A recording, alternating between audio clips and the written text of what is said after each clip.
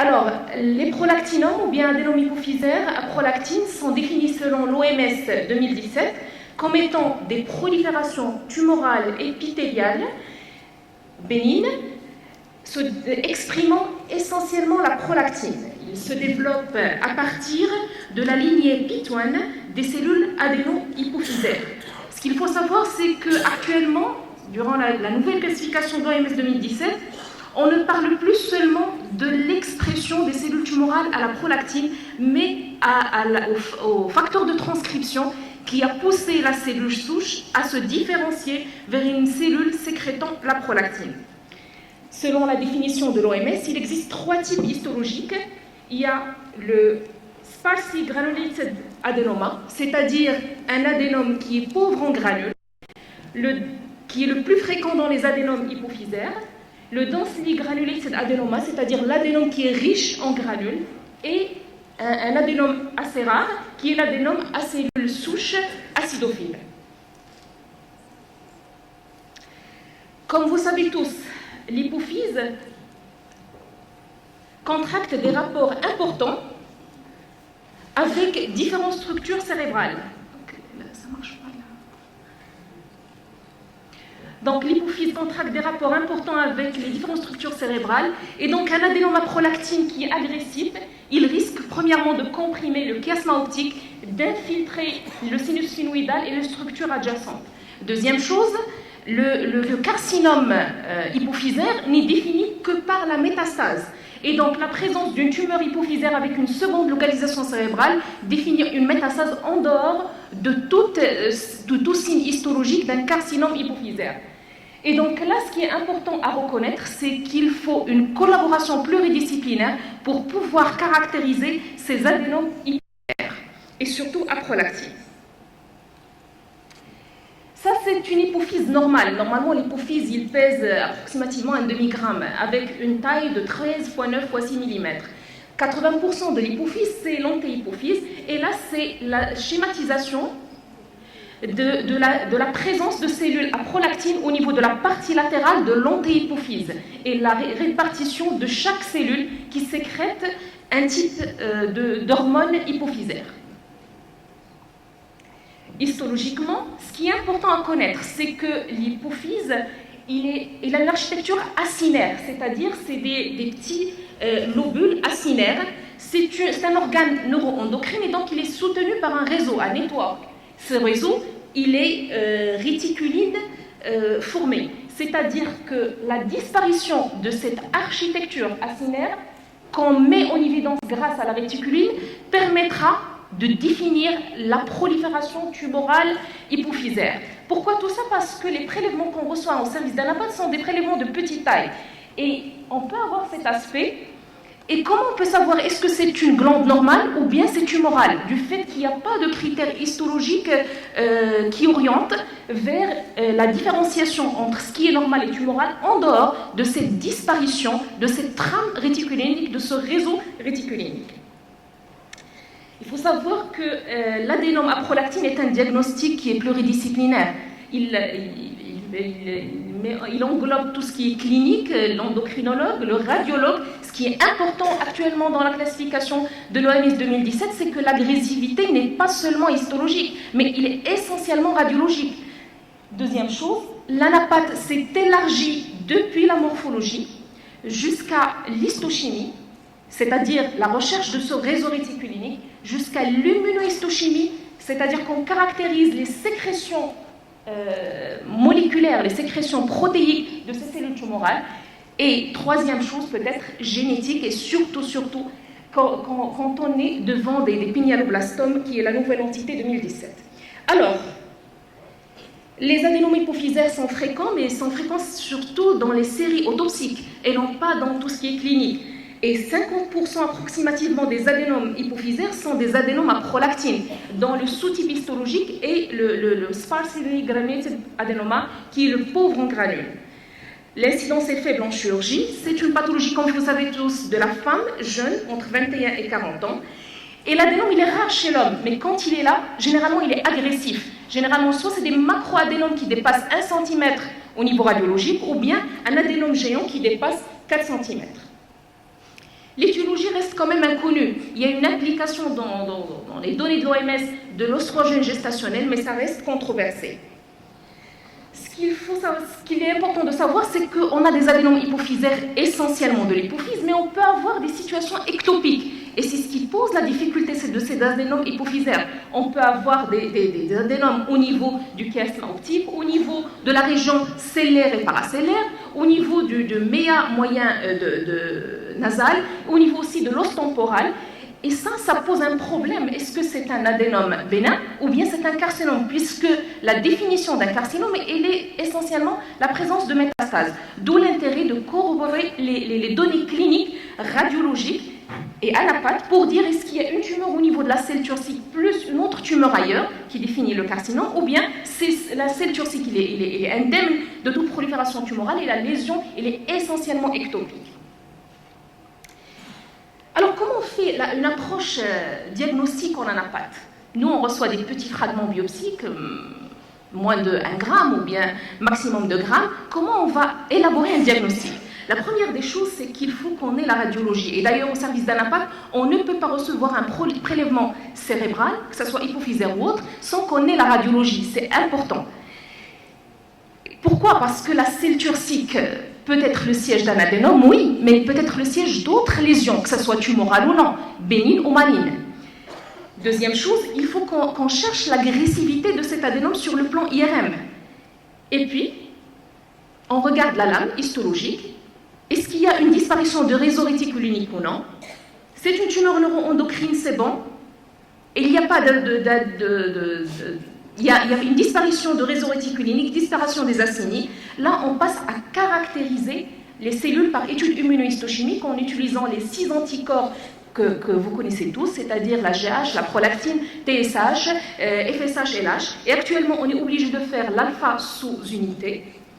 Une fois qu'on a caractérisé les sécrétions de ces adénomes, c'est-à-dire est-ce que c'est à prolactine ou bien il y a des adénomes qui sont plus résécrétants, là, on passe à l'index de prolifération, c'est-à-dire l'agressivité, et combien de cellules ont entamé le cycle cellulaire. Et donc, si ça dépasse 3%, là, on est devant un adénome quand même qui est agressif. Là, c'est la dernière classification de l'OMS 2017 et qui met en évidence la présence, oui, de l'adénome comme pathologie la plus fréquente, dominée par l'adénome à prolactine, mais aussi il y a le carcinome pituitaire, la nouvelle entité qui est le blastome pituitaire et qui est une entité du jeune enfant, les craniopharyngiomes, les tumeurs neurales et paraneurales qui naissent à partir de la post-hypophyse, les tumeurs aussi mésenchymateuses, un méningiome qui peut naître au niveau de la selle turcique puisque les méninges tapissent la selle turcique, les cordomes qui sont des tumeurs qui siègent au niveau de l'axe crânio-caudal. Il ne faut pas oublier les tumeurs germinales puisque normalement les cellules germinales colonisent essentiellement le testicule et l'ovaire, mais une anomalie de migration, soit vers le haut, vers la base du crâne ou le thorax, ou bien vers la partie inférieure du coccyx, peut donner une naissance de tumeur germinale. Et la selle turcique peut être le siège d'une tumeur germinale. Tout ça fait la difficulté de la pathologie hypophysaire, mais une approche hiérarchisée de diagnostic permettra à coup sûr de porter un diagnostic d'adénome hypophysaire.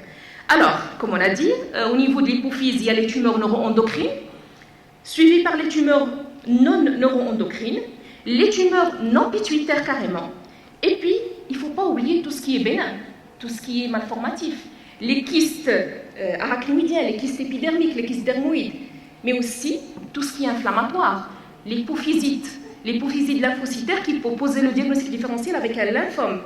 Le granulome hypophysaire, et là c'est très important puisque ça peut prêter à confusion avec une sarcoïdose ou bien une tuberculose hypophysaire. Et là c'est une approche pathologique du diagnostic de l'adénome à prolactine et qui corrobore tous les efforts du clinicien, radiologue et anapathe pour poser un diagnostic de tumeur hypophysaire. Alors, qu'est-ce qu'on reçoit au service d'anapathe? On reçoit des biopsies de petite taille, généralement dans un flacon de formol, qui ont été ramenées par voie transphénoïdale ou transcrânienne. Ce qui est important à rapporter, c'est la fixation au formol, puisque si on ne fait pas de fixation immédiate au formol, il y a un allongement de l'ischémie froide et donc l'immunohistochimie peut être négative. Et donc on ne peut pas poser un diagnostic d'un adénome hypophysaire sur un matériel non conservé. D'où l'intérêt d'éduquer le personnel du bloc opératoire à fixer les prélèvements, tout venant, mais essentiellement de tumeurs cérébrales et tumeurs hypophysaires. Au service d'Anapat, on fait une coloration standard à l'hématéinosine qui permet de voir l'architecture et la cytologie d'une tumeur hypophysaire, mais aussi, ce qui est important, on fait une coloration à la réticuline pour chercher la disparition de cette trame réticulinique, et l'étude immunohistochimique vient pour, premièrement, caractériser les sécrétions hormonales, notamment à prolactine, HGH, ATSH, LH, FSH, alpha sous-unité. Est-ce qu'il y a une seule sécrétion ou plusieurs sécrétions? Est-ce qu'il y a un adénome qui est nul? Deuxième chose, il faut qu'on caractérise l'agressivité de cet adénome par le KI67 qui est un index de prolifération. Et puis, en dernier, et qui est la nouveauté de l'OMS 2017, c'est surtout les facteurs de transcription. C'est-à-dire, quel est le facteur de transcription qui a poussé la cellule souche à se différencier vers un adénome à prolactine ou un autre adénome. La microscopie électronique est réservée aux centres spécialisés. Là, c'est très beau, c'est pas la réalité, parce que là, c'est un adénome hypophysaire autopsique. Ce qu'on reçoit, nous, c'est des petits prélèvements. La taille de prélèvement, il est importante, puisque un microadénome, c'est moins de 1 cm, un macroadénome, c'est supérieur entre 1 et 4, et un adénome géant, c'est supérieur à 4 cm. Généralement, les prélèvements sont de couleur brunâtre, puisqu'on a une sécrétion d'hormones, donc généralement, c'est jaune chamois, rougeâtre. La consistance, elle est molle. On peut avoir une pseudocapsule lorsqu'on a un adénome bénin, mais si c'est mal limité, là, c'est surtout en péropératoire, on a une tumeur qui est extensive. Et puis, les remaniements comme la fibrose, comme les kystes, les calcifications, ça se voit dans les adénomes qui sont traités par un traitement médicamenteux. Qu'est-ce qu'on remarque à l'histologie? Là, on a fait nos prélèvements, on les a mis dans une cassette, on a coupé, on regarde la prolifération tumorale.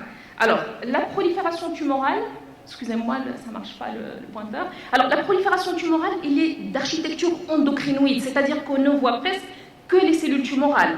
Le stroma, il est fin, grêle, fibrovasculaire, mais ce qui est important à noter pour le pathologiste, c'est la disparition des acinies. C'est quoi les acinies? C'est des structures arrondies d'organisation cellulaire en acinies. Deuxième chose, les cellules se ressemblent, elles sont monomorphes, elles sont parfaites, il n'y a pas d'activité cytonucléaire, il n'y a pas de mitose anormale. Généralement, c'est ça l'adénome hypophysaire et aussi à prolactine. Troisième chose, c'est que on regarde le cytoplasme. Est-ce qu'il est eosinophile? Est-ce qu'il est riche en granules? Ou bien il est chromophobe, il ne prend pas la coloration cytoplasmique. Et là, c'est le sparsely granulated adenoma, c'est le plus fréquent des adénomes hypophysaires. Sur cette slide, on voit la transition entre un parenchyme hypophysaire normal, où on a ce réseau réticulinique, ce network, qui supporte l'hypophyse normale, et en haut, on a la disparition de ce réseau réticulinique. On est là, bel et bien, devant une tumeur hypophysaire d'architecture endocrinoïde. Là, c'est les caractéristiques cytoplasmiques. On voit très bien que le cytoplasme, il est clair, il ne retient pas l'éosine. Donc, c'est un sparsely granulated adenoma. Ce qu'on voit en structure arrondie et un petit peu mauve, c'est les calcifications. Chaque fois qu'on voit ces calcifications, on est presque sûr qu'on est devant un adénome à prolactine. Donc ça, c'est un critère histologique qui permet de nous orienter vers un adénome à prolactine. Là, c'est des corps amylacés, ces structures arrondies eosinophiles, c'est de dépôt amyloïde, et qui est vu en microscopie polarisée, en lumière polarisée, comme des dépôts amyloïdes, et ça se voit dans l'adénome à prolactine. Alors là, on voit la différence en haut entre un adénome à prolactine qui est densément granulaire, en haut, puisque le cytoplasme de la cellule, il est eosinophile, il est rouge, et en bas, le cytoplasme, il est clair. Donc en bas, c'est le sparsely granulated adenoma. La différence se voit aussi en immunohistochimie, la partie marron, où en haut, on a le dépôt de prolactine qui est essentiellement paranucléaire au niveau golgien. alors que au niveau de sparsi adénoma, qui est un petit peu piqueté, granulé au niveau de la prolactine. Et la cytokératine aussi, qui est un marqueur épithélial, diffère en fonction des deux lames histologiques entre le densément granulaire et le sparsi granulaire. Ce qu'il faut savoir que la cytokératine n'est pas obligatoire pour le diagnostic. Ce qu'on fait essentiellement, c'est la synaptophysine lorsqu'on n'est pas sûr que c'est un adénome hypophysaire, puisque la synaptophysine est un marqueur neuroendocrine. Et la cytokératine, là, c'est un marqueur épithélial, si on veut par exemple faire la différence entre un méningiome et un adénome hypophysaire. Donc, l'étude immunohistochimique vient après l'histologie standard, après la réticuline, pour typer ce que secrète cet adénome hypophysaire. On utilise normalement les 7 anticorps qui sont la prolactine, la CTH, la GH, la TSH, la FSH et l'alpha sous-unité pour dire est-ce que c'est un adénome à prolactine ou bien c'est un adénome qui est plurisécrétant.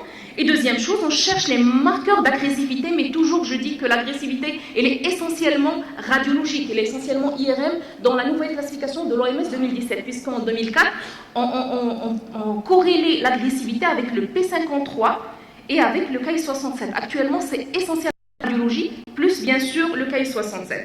Et ce qui est nouveau, c'est ces facteurs de transcription.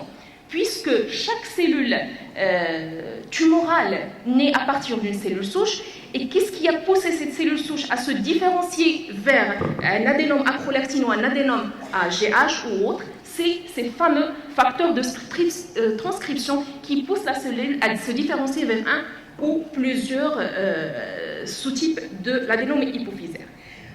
Là, c'est un adénome à prolactine qui est sparsely granulated. Et là, on voit une expression cytoplasmique paragolgienne en marron des cellules tumorales à l'anticorps antiprolactine. Là, c'est aussi une expression paragolgienne à côté du noyau. Ce qui est marrant, c'est la sécrétion de prolactine et qui est vue en microscopie optique grâce à l'étude immunohistochimique utilisant les anticorps antiprolactine. La microscopie électronique, elle est réservée au centre de recherche. Il n'est pas obligatoire pour le diagnostic, sauf ce qui est caractéristique pour ces adénomes hypophysaires à prolactine, c'est surtout l'extrusion des granules sécrétoires au niveau intercellulaire. C'est-à-dire, oui, les granules à prolactine, ça marche ? Très bien. Alors, c'est-à-dire que les sécrétions à prolactine sont au niveau noirâtre cytoplasmique, mais regardez là, ça existe au niveau intercellulaire et c'est ce qu'on appelle l'extrusion sécrétoire des granules par exocytose en intercellulaire. Et ça, c'est caractéristique des adénomes à prolactine. Là, c'est un adénome hypophysaire à prolactine et qui est non traité. Toujours, c'est une prolifération tumorale, épithéliale, d'architecture endocrinoïde. Regardez le stroma qui est grêle. On n'a pas les acinies, il y a une disparition des acinies, il n'y a que une architecture diffuse, ou bien c'est quelques travées. Et là, les cellules sont monomorphes, elles se ressemblent. Les noyaux, ils ont une chromatine scellé-poivre, c'est-à-dire, et c'est caractéristique des tumeurs non endocrines. Et là, on est bel et bien devant un adénome hypophysaire, avec une disparition de l'architecture acinaire grâce à la coloration de réticuline. Et là, on regarde très bien qu'il y a une fibrose. Et cette fibrose, elle est secondaire au traitement par la bromocriptine. Et donc, il y a des remaniements de l'adénome à cause de traitement par la bromocriptine. On a vu qu'il y a des adénomes qui sont monosécrétants, qui sécrètent que la prolactine, mais il y a des adénomes qui sont combinés. Et durant notre pratique quotidienne, on remarque que c'est assez fréquent quand même. C'est pas si rare que ça. Et pour les adénomes à prolactine, il y a des adénomes qui sont combinés. Et les plus fréquents qu'on trouve, c'est les adénomes mamassomatotropes. Ça veut dire quoi? Ça veut dire que la cellule hypophysaire sécrète la GH, mais il sécrète aussi la prolactine. Et ce qui est aussi marrant, c'est que c'est la même cellule qui sécrète les deux hormones. Dans les adénomes mixtes HGH et à prolactine, c'est une prolifération adénomateuse. Il y a des cellules qui sécrètent la prolactine et d'autres qui sécrètent la GH. Et donc, c'est ce qui fait la différence entre l'adénome mamasomatotrope, où c'est une seule cellule qui sécrète les deux hormones, et là, c'est deux cellules distinctes de la prolifération tumorale, comme si on avait deux clones de tumeurs, un qui sécrète la GH et l'autre la prolactine. Et là, un autre sous-type qui est rare, heureusement, mais qui est agressif, qui est l'adénome acidophile à cellules souches, stem cell adénoma acidophilique. Et là, il est agressif, il est caractérisé par une sécrétion de prolactine modérée avec un GH qui est faible. Donc il faut très bien voir les lames et chercher les sécrétions. Et aussi, il y a d'autres adénomes qui sont plus hormonaux, qui sécrètent à la fois la TSH, la GH et la prolactine. Et c'est ce qui a poussé les gens qui travaillent au niveau des adénomes hypophysaires à penser à ces facteurs de transcription, à ces lignées de différenciation. Ça, c'est un cas du CH Mahtis de Marrakech, qu'on a vu avec le professeur Ansari et le professeur Mrari. Et là, c'est une prolifération tumorale endocrinoïde où il n'y a pas d'acini. Et les mêmes cellules, regardez, ils sécrètent la prolactine et les mêmes cellules qui sécrètent la GH. Et donc, on est bel et bien devant un adénome mama somatotrope. Qu'est-ce qui a changé depuis l'OMS 2004 à l'OMS 2017? Bon, pour nous, les anapathes, nos OMS, nos Blue Books, c'est notre Bible. C'est-à-dire, on ne classe que par ça et on est obligé de suivre l'évolution de ces modifications. Et on est actuellement au niveau de la 4e édition. Et le deuxième livre, c'est la FIP. C'est le livre des forces armées américaines et qui aussi caractérise les tumeurs sur le plan anatomopathologique. La première des choses, c'est qu'on ne parle plus d'adénome hypophysaire atypique. C'est banni de la classification. Il est changé par l'adénome hypophysaire à haut risque de récidive, et c'est très important.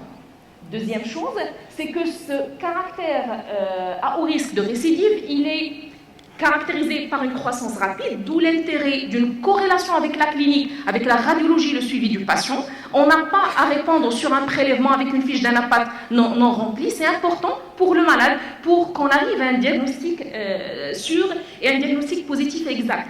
Deuxième chose, l'invasion, elle est IRM, elle est radiologique, et on est réconforté par le KI67. C'est quoi le KI67? C'est un marqueur immunohistochimique qui caractérise les cellules qui rentrent dans le cycle cellulaire. Le cycle cellulaire, c'est la mitose, c'est la phase de prolifération, de division cellulaire. Et toutes les cellules qui rentrent dans le cycle, qui prolifèrent, ils vont être marquées au niveau nucléaire par le KI67. On voit toute la lame. Si au-delà de 3% de la prolifération tumorale exprime le KI67, là on est orienté vers un adénome hypophysaire à risque de récidive. Ce qui est important aussi, c'est que les atypies cytonucléaires ne constituent pas un critère de malignité. Et je vous assure, il n'y a même pas une semaine, j'ai vu un adénome hypophysaire où il y avait vraiment des patates, des noyaux de grande taille atypiques avec de rares mitoses. Je me suis dit, il faut que je fasse le KI67 et le P53. Et figurez-vous que le KI67 était à 1%. Donc, dans toutes les tumeurs neuroendocrines, les atypies ne constituent pas un critère de malignité. La malignité, il est caractérisé soit essentiellement par la métastase. Alors, quels sont les critères pronostiques? Il y a les adénomes hypophysaires typiques, les bénins, qui ne métastasient pas. Alors, ils sont caractérisés par une prolifération monomorphe, sans atypie, avec un KI qui est très faible et une croissance qui est lente. Et généralement, c'est des tumeurs bien délimitées à l'IRM et non invasives. La nouvelle entité, l'adénome hypophysaire à haut risque de récidive, il est caractérisé par une agressivité IRM, un envahissement de la cellule turcique, de chiasma optique et des structures adjacentes, une activité mitotique qui est augmentée, mais j'ai mis un point d'interrogation parce que, en fin de compte, c'est l'agressivité radiologique, le KI67 qui est au-delà de 3%, et le P53 qu'on utilisait avant, mais actuellement, il n'est pas très recommandé au niveau de l'OMS 2017, puisque ça ne rapporte pas plus que le KI63. C'est vrai que lorsqu'on a une tumeur qui est à haut risque de récidive, il est élevé, mais bon, il n'est pas obligatoire. Ce qui est obligatoire à réaliser, c'est surtout les 7 hormones avec la phase sous unité et le KI67. Le carcinome qui est caractérisé essentiellement par les métastases systémiques au cérébrospinal, d'où l'intérêt de voir la cellule turcique et une autre tumeur ailleurs, et qui est caractérisée sur le plan biopsique par une prolifération adénomateuse. Et elle peut survenir sur un adénome hypophysaire qui est connu, ou bien sur de nouveau, c'est-à-dire naître à partir d'une cellule turcique normale. Et là, 75% des carcinomes sont fonctionnels, et on peut avoir des adénomes hypophysaires sur tissu hypophysaire ectopique, et qu'il ne faut pas confondre avec une métastase hypophysaire. Et toujours il n'y a pas de corrélation entre le comportement clinique et l'aspect histologique quelque part. C'est-à-dire que la sécrétion particulière d'un adénome ou d'un carcinome ne permet pas de dire ça c'est un adénome et ça c'est un carcinome.